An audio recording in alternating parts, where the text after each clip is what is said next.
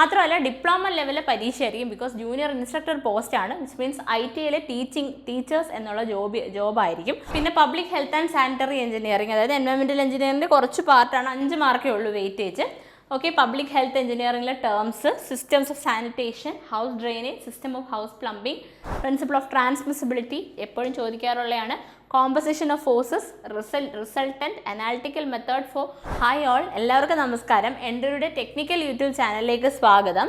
നമ്മുടെ ഇന്നത്തെ വീഡിയോ എന്ന് പറയുന്നത് നമ്മുടെ സെപ്റ്റംബർ മാസത്തെ PSC എക്സാം കലണ്ടർ പ്രസിദ്ധീകരിച്ചിട്ടുണ്ട്. അതിനകത്ത് നമുക്ക് സിവിലുകാർക്ക് ഏറ്റവും ഇമ്പോർട്ടൻ്റ് ആയിട്ട് എസ്പെഷ്യലി ടീച്ചിങ് ഒക്കെ താല്പര്യമുള്ള ആൾക്കാർക്ക് പറ്റിയൊരു പോസ്റ്റാണ് ജൂനിയർ ഇൻസ്ട്രക്ടർ ഡ്രാഫ്റ്റ്സ്മാൻ സിവിൽ എന്ന് പറയാം. നമുക്ക് ഇതിന് മുന്നേയും എക്സാംസ് നടന്നിട്ടുണ്ട്. കഴിഞ്ഞ വർഷത്തെ നോട്ടിഫിക്കേഷൻ പ്രകാരം വന്ന വേക്കൻസിയും അതിനകത്ത് നടന്ന അപ്പോയിൻമെൻറ്റും ഒക്കെ നമുക്കൊന്ന് പരിശോധിക്കാം ഈ വീഡിയോയിൽ. അപ്പം നിങ്ങൾക്ക് മനസ്സിലാവും ഈ ഒരു പർട്ടിക്കുലർ പോസ്റ്റ് എന്ന് പറയുന്നത് നമ്മൾ എത്രത്തോളം ഇമ്പോർട്ടൻസ് കൊടുത്ത് പഠിക്കേണ്ടതാണ് എന്നുള്ളത്.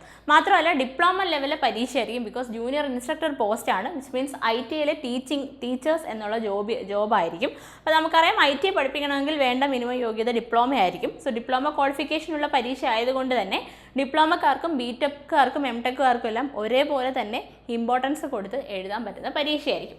ഓക്കെ, അപ്പം നമുക്ക് നമ്മുടെ കലണ്ടർ ഒന്ന് പരിശോധിക്കാം. അതിന് മുന്നേ നമുക്ക് നമ്മുടെ ജൂനിയർ ഇൻസ്ട്രക്ടർ ഡ്രാഫ്റ്റ്സ്മാൻ സിവിൽ നമുക്ക് ഡയറക്റ്റ് റിക്രൂട്ട്മെൻ്റ് ആണ്. കാറ്റഗറി നമ്പർ 657 2023 വന്ന നോട്ടിഫിക്കേഷനാണ്. ഓക്കെ, 2023 വന്ന നോട്ടിഫിക്കേഷനാണ്. വേക്കൻസി നമുക്ക് പ്രസിദ്ധീകരിച്ചിട്ടില്ല, ആൻറ്റിസിപ്പേറ്റഡ് എന്ന് പറഞ്ഞാണ് നോട്ടിഫിക്കേഷനിൽ വന്നിട്ടുള്ളത്.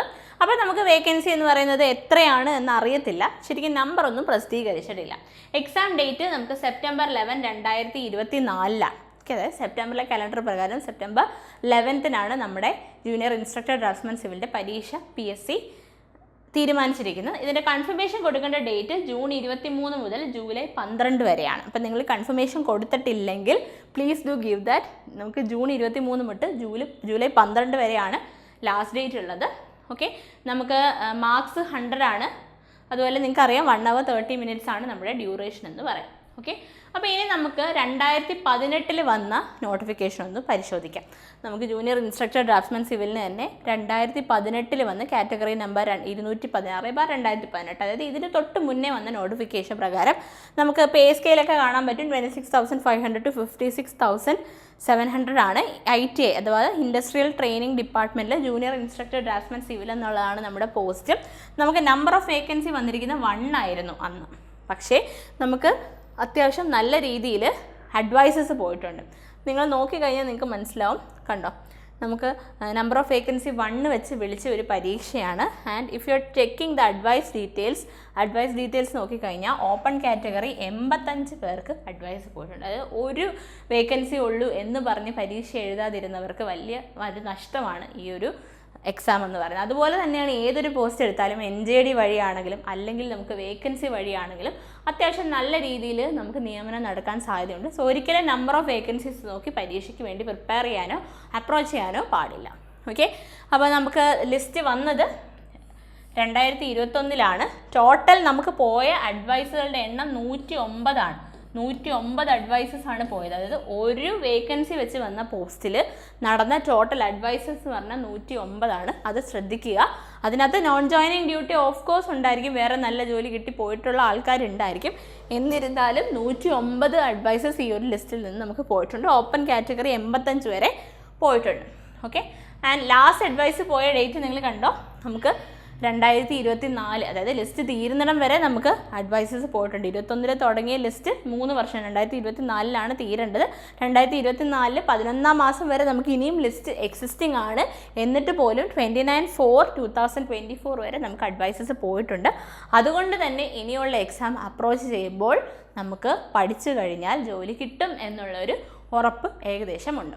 ഓക്കെ, പിന്നെ ജോലി വൈസ് നോക്കിയാലും ടീച്ചിങ് ജോബ് ആയതുകൊണ്ട് തന്നെ അത്യാവശ്യം നല്ല പ്രസ്റ്റീജിയസ് ആയിട്ടുള്ള ജോബുമാണ്. ഓക്കെ, ഇനി നമുക്ക് നമ്മുടെ സിലബസ് നോക്കാം. PSC നമ്മുടെ സിലബസ് ഈ ഒരു എക്സാമിൻ്റെ കൂടെ തന്നെ, അതായത് എക്സാം ഡേറ്റിൻ്റെ കൂടെ തന്നെ പ്രസിദ്ധീകരിച്ചിട്ടുണ്ട്. ആദ്യമുള്ള നമുക്ക് 15 മാർക്കിന് ബിൽഡിംഗ് മെറ്റീരിയൽസ് ആണ്. നമുക്ക് എല്ലാവർക്കും അറിയാം ITI അല്ലെങ്കിൽ ഡിപ്ലോമ യോഗ്യതയുള്ള പരീക്ഷകൾക്കാണെങ്കിലും പരീക്ഷകൾക്കാണെങ്കിലും നമുക്ക് ബിൽഡിംഗ് മെറ്റീരിയൽസിന് നല്ലപോലെ വെയിറ്റേജ് ഉണ്ട്. അതിനകത്ത് rock, stone, brick, lime, cement, pozzolanic materials, classification, types, uses pozzolanic materials എന്ന് പറഞ്ഞാൽ നിങ്ങൾക്ക് അറിയാലോ, പുസോളനിക് മെറ്റീരിയൽസ് എന്ന് എടുത്ത് പറഞ്ഞിട്ടേ ഉള്ളൂ. സോ ബിൽഡിംഗ് മെറ്റീരിയൽസിൽ വരുന്ന അത്യാവശ്യം ഇമ്പോർട്ടൻ്റ് ആയിട്ടുള്ള എല്ലാ കാര്യങ്ങളും ടെസ്റ്റുകളും എല്ലാം ക്ലാസിഫിക്കേഷൻ ടൈപ്സ് ടെസ്റ്റിങ്ങും കൂടി ഉൾപ്പെട്ട് പഠിക്കണം. ക്ലേ പ്രോഡക്ട്സിൽ എർതൺ വെയർ, സ്റ്റോൺ വെയർ, ഇവിടെ തന്നെ നമുക്ക് ലൈമൊക്കെ എടുത്ത് പറഞ്ഞിട്ടുണ്ട് കേട്ടോ. Stoneware, porcelain, terracotta, glazing types. Then mortar എടുത്തു കഴിഞ്ഞാൽ preparation, classification types, uses.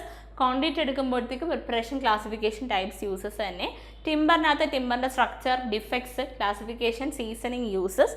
Then admixtures for cement mortar and cement concrete, classification types, uses. Paints, varnishes, metals, plastics, classification types and uses. അതായത് building മെറ്റീരിയൽസിൽ ഒരുവിധം എല്ലാ പാർട്ടും ഈ 15 മാർക്കിൽ covered ആണ്. ഇനി അടുത്തത് കൺസ്ട്രക്ഷൻ ടെക്നോളജിയാണ് 15 മാർക്ക്. സോ 30 മാർക്ക് എന്ന് പറയുന്നത് ആരാണ് നമുക്ക് തരുന്നത്? ബിൽഡിംഗ് മെറ്റീരിയൽസും ബിൽഡിംഗ് കൺസ്ട്രക്ഷനുമാണ്. Building materials and building construction totally gives you എത്ര മാർക്കാണ്? 30 മാർക്ക് തരും. അപ്പോൾ ഈ 30 മാർക്ക് കൊണ്ട് തന്നെ നമുക്ക് ഏകദേശം നമ്മുടെ പേപ്പറിൻ്റെ ഒരു ഏകദേശം 30% മാർക്ക് എന്തായി ഈ 2 സബ്ജക്ട്സ് നമുക്ക് പ്രൊവൈഡ് ചെയ്യുന്നുണ്ട്. ഇതിൻ്റെ ഒരു സ്റ്റഡി പ്ലാൻ വീഡിയോ ഉടനെ തന്നെ നമ്മൾ നമ്മുടെ ചാനലിൽ അപ്ലോഡ് ചെയ്യുന്നതായിരിക്കും. സോ ചാനൽ ആരെങ്കിലും സബ്സ്ക്രൈബ് ചെയ്തിട്ടില്ലെങ്കിൽ ചാനൽ സബ്സ്ക്രൈബ് ചെയ്യുക. അപ്പോൾ കൺസ്ട്രക്ഷൻ ടെക്നോളജിക്കകത്ത് വരിക കമ്പണൻസ് ഓഫ് എ ബിൽഡിംഗ്, പിന്നെ stone masonry, brick masonry, hollow blocks and composite masonry, elements classification, types of bonds. Okay. Then arches വരുമ്പോൾ ആർച്ചസിൻ്റെ ടേംസ്, ടൈപ്സ്, സെൻറ്ററിങ്. ലിൻഡിൽ വരുമ്പോൾ types, wooden, brick, stone, steel and RCC. Then foundation എടുക്കുമ്പം construction details of shallow and deep foundation, types of foundation, well foundation, special foundation, pile foundation, foundation on black cotton soil. Then permanent and temporary സ്ട്രക്ചേഴ്സിനകത്ത് life of structure, substructure, superstructure, load bearing structure, cavity wall, framed structure, formwork, scaffolding, shoring, underpinning, purpose, parts, partition, requirements, etcetera. ഇത്രയുമാണ് construction ടെക്നോളജിയിൽ 15 മാർക്കിന്. അത് കഴിയുന്നില്ല, ഇനിയും നമുക്കുണ്ട്. Treatment ഉണ്ട്. അതായത് damp proofing, anti termite treatment, weathering course, materials, properties, functions, types, objectives, uses and method, fire proofing, effects, rules. Then carpentry joints, terms, classification of joints, uses and type of fixtures and fastenings. Then door, window, ventilators. Then floors, roof and roof covering. Different types of റൂഫുകളെല്ലാം പഠിക്കാനുണ്ട്. Dome ഉണ്ട് പഠിക്കാനായിട്ട് കേട്ടോ. Okay. അപ്പോൾ ഇത്രയും കഴിയുമ്പോൾ നമ്മുടെ building construction കഴിഞ്ഞു. ഇനി ബിൽഡിംഗ് പ്ലാനിങ് ആൻഡ് ഡ്രോയിങ് ആണ്. അത് 10 മാർക്കാണുള്ളത്. അതിനകത്ത് നമുക്ക് ഡ്രോയിങ്ങിൻ്റെ ലേ ഔട്ട്, ലൈൻസ്, ശരിക്കും ബിൽഡിംഗ് ഡ്രോയിങ് ആണ്. നമ്മുടെ സാധാ ഡ്രോയിങ്, എഞ്ചിനീയറിംഗ് ഡ്രോയിങ്ങിൻ്റെ പാർട്ട് ഇതിനകത്ത് ഇൻക്ലൂഡഡ് ആണ്. Dimensioning, scales, projection, BIS code for architectural and building drawings, IS 962/1989 എടുത്ത് പറഞ്ഞിട്ടുണ്ട്. സോ ഈ കോഡിനെ ബേസ് ചെയ്ത് വേണം മുകളിൽ പറഞ്ഞ കാര്യങ്ങളെല്ലാം തന്നെ പഠിക്കാനായിട്ട്. ഓക്കെ.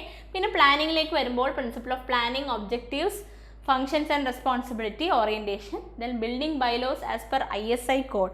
ബിൽഡിംഗ് ബൈലോസ് പഠിക്കണം. അതായത് KMBR നമ്മുടെ then KMBR Kerala municipal building റൂൾസും നാഷണൽ ബിൽഡിംഗ് കോഡ് NBC പഠിച്ചിരിക്കണം. Then layout plan, key plan എന്താണ്, submission drawing, safety, green belt, land. Okay. Then CAD വരുമ്പോഴത്തേക്ക് operating system, hardware and software, introduction to CAD, graphical user interface, GUI എന്താണ്, method of installation, basic commands of CAD, AutoCADും പഠിക്കാനുണ്ട്. Okay. Then നമുക്ക് RCC and steel structures 10 മാർക്കുണ്ട്. അതിനകത്ത് നമുക്ക് RCCയിൽ materials, proportion, characteristics, method of mixing of concrete, slump, formwork, steel behaviour and test, bar bending, details as per IS code. നമുക്ക് code പ്രകാരം തന്നെയാണ് മെറ്റീരിയൽസ് എല്ലാം പഠിക്കേണ്ടത്. നമ്മുടെ ഡിപ്ലോമ ലെവലിലെ ക്ലാസ്സസിൽ IS കോഡ് പ്രകാരം തന്നെയാണ് ക്ലാസ്സസ് നമ്മൾ കൊണ്ടുപോയിട്ടുള്ളത്. Then column, beam, slab, 1 way and 2 way slab, innovative construction, retaining wall. Innovative construction എന്ന് പറഞ്ഞാൽ നമുക്ക് വേറെ, അതായത് ഇപ്പം സിമെൻറ്റിന് പകരം പൊസോണിക് മെറ്റീരിയൽസ് ആഡ് ചെയ്യാം, പോർഷൻ ഓഫ് അഗ്രിഗേറ്റ് മാറ്റി വേറെ മെറ്റീരിയൽസ് ആഡ് ചെയ്യാം. അതാണ് ഇന്നോവേറ്റീവ് കൺസ്ട്രക്ഷനിൽ വരിക. Retaining wall, RCC framed structure, safety against earthquake, seismic consideration കൂടെ പഠിക്കാൻ പറഞ്ഞിട്ടുണ്ട്. സ്റ്റീൽ സ്ട്രക്ചേഴ്സിനകത്ത് steel section, structural fasteners, joints, tension and compression member, classification, fabrication, construction details. Okay. പിന്നെ public health and sanitary engineering, അതായത് environmental എഞ്ചിനീയറിംഗിൻ്റെ കുറച്ച് പാർട്ടാണ്, 5 മാർക്കേ ഉള്ളൂ വെയിറ്റേജ്. ഓക്കെ. പബ്ലിക് ഹെൽത്ത് എഞ്ചിനീയറിംഗിലെ terms, systems of sanitation, house drainage, system of house plumbing, sanitary fitting, purification of water, type of sewer appurtenances, ഇതാണ് ഭയങ്കര ഇമ്പോർട്ടൻ്റ് ആയിട്ടുള്ളത്. Manholes and septic tank, new technology of plumbing system. Okay. Then road, railway, bridges and tunnels വീണ്ടും 10 മാർക്കാണ്. അതിനകത്ത് നമുക്ക് റോഡിനകത്ത് alignment, classification and construction of different type of roads, components, parts, പിന്നെ road curves, gradient, road drainage system. Bridges and ടണൽസിനകത്ത് parts of a bridge, type of superstructure and substructure, then classification of bridges, IRC loading important ആണ്. Bridge engineering എന്ന് പറയുന്ന രംഗ്വാലയുടെ text book ഉണ്ട്, അത് base ചെയ്ത് തന്നെ പഠിക്കണം. Then selection of type and location, alignment of bridge, kaizen എന്താണ്, coffer dam എന്താണ്, classification of culvert, tunnels, rules for the size of different members. Then railways എടുക്കുവാണെങ്കിൽ permanent way, rail gauges, functions, requirements of component parts, types, sections, length of rail, welding of rail, wear of rail, അതുപോലെ തന്നെ coning of wheels, ഹോഗ്ഡ് rail, ഇതൊക്കെ റെയിലിൻ്റെ defects ആണ്. Bending of rail, creep of rail, ഇത്രയും റെയിലിൻ്റെ defects തന്നെയാണ് പറയുന്നത്. പിന്നെ അത് prevent ചെയ്യാൻ എന്ത് ചെയ്യണം? ഫിക്സ്റ്റേഴ്സ്, ഫാസ്റ്റനിങ്സ് വളരെ ഇമ്പോർട്ടൻ്റ് ആണ്, fixtures and fastening. Then joints, type, construction of permanent way, railway station and yard. ശരിക്കും റെയിൽവേ എഞ്ചിനീയറിംഗ് ഫുള്ളും തന്നെ നമ്മൾ പഠിക്കണം. ദെൻ ഇറിഗേഷൻ എഞ്ചിനീയറിംഗിന് 10 മാർക്കുണ്ട്, അതിൽ ഹൈഡ്രോളജി എടുത്ത് പറഞ്ഞിട്ടുണ്ട്. അപ്പോൾ ഹൈഡ്രോളജിക്കകത്ത് നമ്മൾ ബേസിക് കാര്യം അതിലാണ് ഈ പറയുന്നത് റൺ ഓഫും ക്യാച്ച്മെൻറ്റ് ഏരിയ ഒക്കെ വരിക. Then duty, delta, base period, intensity of irrigation, hydrograph, peak flow, ഇതെല്ലാം ഹൈഡ്രോളജിയിലാണ്. Then culturable command area, CCA, rabi crop, kharif crop എന്താണ്, പിന്നെ സ്റ്റോറേജ് അല്ലെങ്കിൽ ഡൈവേർഷൻ ഹെഡ് വർക്ക്, അത് types, dams, barrages, weirs, types, classification purpose, hydroelectric project, components, parts and functions. Okay, then canals, classification and distribution system, canal structures, type of cross drainage works like aqueduct, super passage, siphon, level crossing, inlet and outlet. ഇതെല്ലാം important ആണ്, പഠിക്കണം. Siphon, aqueduct ഒക്കെ ചോദിക്കുന്നതാണ്. Then estimation and കോസ്റ്റിങ്ങിന് 5 മാർക്കേ ഉള്ളൂ. Common techniques ഏതൊക്കെയാണ്? Units of measurement, necessity, importance, approximate and detail estimate, taking of quantities, rate analysis, then labor and materials, schedule of rate, estimation of irregular boundaries by trapezoidal and Simpson formula. ഒരു ചോദ്യം ഉറപ്പാക്കാൻ പറ്റുന്നൊരു പോർഷനാണ്. നമുക്ക് irregular ബൗണ്ടറീസിൻ്റെ area സിംസൺസും trapezoidal rule വഴി കണ്ടുപിടിക്കുന്നത്. Then surveying and levelling 10 മാർക്കാണ്. സർവേയിങ്ങിനകത്ത് നമുക്ക് ക്ലാസിഫിക്കേഷൻ വരും, plane geodetic, then chaining, plane table survey, compass survey. Compass സർവേക്കകത്ത് ലോക്കൽ അട്രാക്ഷൻ എല്ലാ കാര്യങ്ങളും പഠിക്കാനുണ്ട്. ലെവലിംഗ് പഠിക്കാനുണ്ട്, അതുപോലെ തന്നെ നമുക്ക് കോണ്ടൂറിങ് പഠിക്കാനുണ്ട്. ലെവലിങ്ങിൻ്റെ കംപ്ലീറ്റ് സാധനങ്ങൾ ഓരോന്നും ഞാൻ ഡീറ്റെയിൽ ആയിട്ട് പറയുന്നില്ല, സാധാരണ നമ്മുടെ എക്സാംസിനുള്ളത് തന്നെയാണ്. അത്രയും തന്നെ ഉള്ളൂ. ലെവലിങ്ങും കോമ്പസും ചെയിൻ സർവേ മാത്രമേ എടുത്ത് പറഞ്ഞിട്ടുള്ളൂ, തിയോഡലൈറ്റ് ഒന്നും എടുത്ത് പറഞ്ഞിട്ടില്ല. ബട്ട് ഒന്ന് നോക്കി വെക്കുന്നത് നല്ലതായിരിക്കും കേട്ടോ. ദെൻ എഞ്ചിനീയറിംഗ് മെക്കാനിക്സ് 10 മാർക്കുണ്ട്. അപ്പോൾ ഓർത്ത് വെക്കുക, RCC steel structures 10 mark, engineering mechanics 10 mark, 30 mark building materials and building construction. 50 mark എന്ന് പറയുന്നത് ഇവരാണ്. ബാക്കി 50 മാർക്കാണ് തിയറി വരുന്നത്, നമ്മുടെ സർവേ, അതുപോലെ തന്നെ നമ്മുടെ ഹൈഡ്രോളജി, ഇറിഗേഷൻ, അതൊക്കെ 5-5 മാർക്ക് വെച്ചാണ് ഹൈഡ്രോളജി, ഇറിഗേഷനും ഒക്കെ. നമുക്ക് സർവേയിങ് 10 മാർക്കിനുണ്ട്, സർവേയിങ് കൂടെ 10 മാർക്കിനുണ്ട്. സോ അപ്പോൾ നമുക്ക് സർവേയിങ് കൂടെ 10 മാർക്ക് ഉണ്ടായിട്ട് 60 മാർക്ക് അങ്ങനെ പിടിക്കാൻ പറ്റും. സർവേയിങ് അതുപോലെ തന്നെ RCC സ്റ്റീൽ സ്ട്രക്ചേഴ്സ് പഠിക്കാൻ എളുപ്പമായിട്ടാണ് പറയുന്നത്. എഞ്ചിനീയറിംഗ് മെക്കാനിക്സും 10 എളുപ്പമാണ്, പക്ഷെ അത് പാടാന്ന് വിചാരിച്ച് വെക്കരുത്, ഭയങ്കര എളുപ്പമാണ്.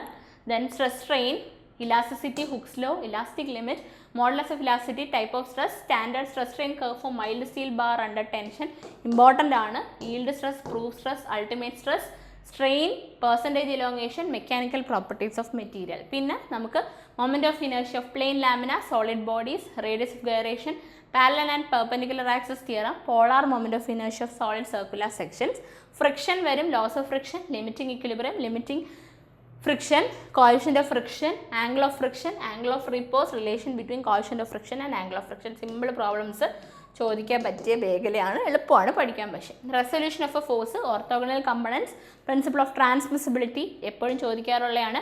Composition of forces, resultant, analytical method for determination of resultant of concurrent, non concurrent and parallel coplanar force system. കുറച്ച് ഫോഴ്സ് സിസ്റ്റത്തിൻ്റെ, അതായത് ഒരു ഹെക്സഗണിൻ്റെ സൈഡിൽ പല ഫോഴ്സസ് തന്നിട്ട് അതിൻ്റെ റിസൾട്ടൻറ്റ് കണ്ടുപിടിക്കാൻ എന്നുള്ള രീതിയിൽ പല രീതിയിലും പ്രോബ്ലം ഇവിടെ ചോദിക്കും. Then moment of a force എന്താണ്, വാരിഗ്നൻസ് തിയറം എന്താണ്, torque, equilibrium and equilibrant, Lami's theorem, statement and explanation. ഇത്രയുമാണ് എഞ്ചിനീയറിംഗ് മെക്കാനിക്സിൽ നമുക്ക് പഠിപ്പിക്കാനുള്ളത്. ഓക്കെ, സോ ഇതോടുകൂടി നമ്മുടെ സിലബസ് കഴിഞ്ഞു. അപ്പോൾ ഏകദേശം 60 മാർക്കോളം ഏതൊക്കെ സബ്ജക്ട്സ്, ഞാൻ ഇതിൻ്റെ ഒരു സബ്ജക്റ്റ് അനാലിസിസും അതുപോലെ തന്നെ കഴിഞ്ഞ ക്വസ്റ്റ്യൻ പേപ്പറിൻ്റെ അനാലിസിസും പിന്നെ സ്റ്റഡി പ്ലാൻ റിലേറ്റ് ചെയ്തിട്ടുള്ള വീഡിയോസ് നമ്മൾ ഉടൻ തന്നെ ചാനലിൽ അപ്ലോഡ് ചെയ്യുന്നതായിരിക്കും. സോ ഇതാണ് ആസ് ഓഫ് നൗ നമ്മുടെ സിലബസ് എന്ന് പറയുന്നത്. അപ്പോൾ മനസ്സിലാക്കുക, കഴിഞ്ഞ ഒരു നോട്ടിഫിക്കേഷനകത്ത് ഒരൊറ്റ വേക്കൻസി വന്നിട്ട് നമുക്ക് 100-ൽ പരം അഡ്വൈസസ് പോയിട്ടുള്ള ഒരു പോസ്റ്റാണ്. മാത്രമല്ല ടീച്ചിങ് ജോബാണ്. ടീച്ചിങ് ജോബ് ആഗ്രഹിക്കുന്ന ഏവർക്കും നല്ല സുഖമായിട്ട്, എസ്പെഷ്യലി നമുക്ക് ബിടെക് എംടെക് ഉള്ളവരൊക്കെ ആണെങ്കിൽ ജൂനിയർ ഇൻസ്ട്രക്ടറായിട്ട് കയറി കഴിഞ്ഞാൽ പ്രൊമോഷൻ സാധ്യത വളരെ കൂടുതലാണ്. ITI ലെവലിൽ പ്രിൻസിപ്പൾ വരെ ആവാൻ പെട്ടെന്ന് എളുപ്പമാണ് അവർക്ക്.